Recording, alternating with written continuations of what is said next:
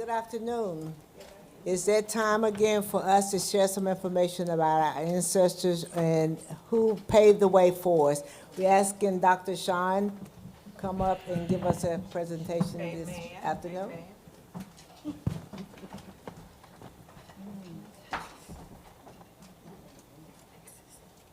Hello.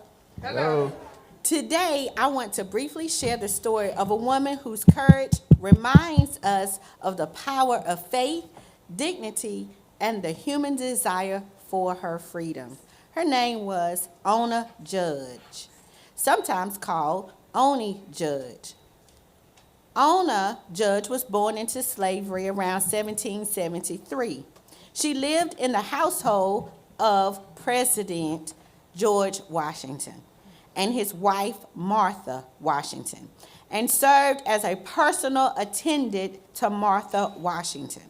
As a young woman, she worked closely within their household and later traveled with them when George Washington became the first president of the United States.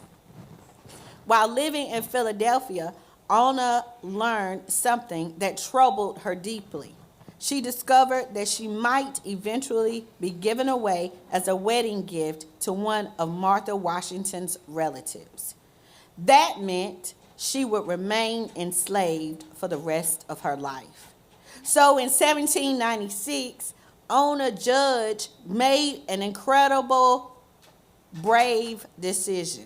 One evening, while the Washington family was eating dinner, she quietly slipped away from the house and escaped from Philadelphia.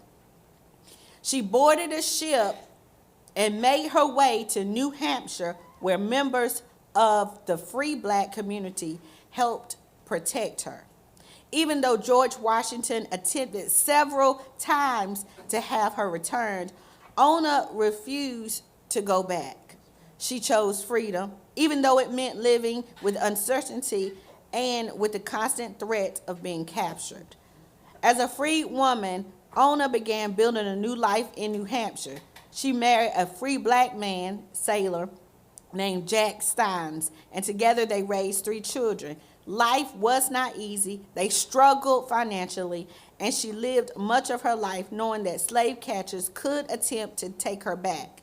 Despite these hardships, she remained determined to live as a free woman and raise her family in freedom.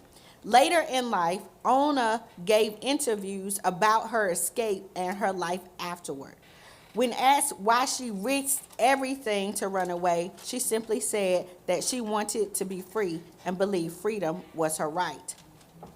Ona Judge's life reminds us that the pursuit of freedom and dignity is deeply rooted in the human spirit.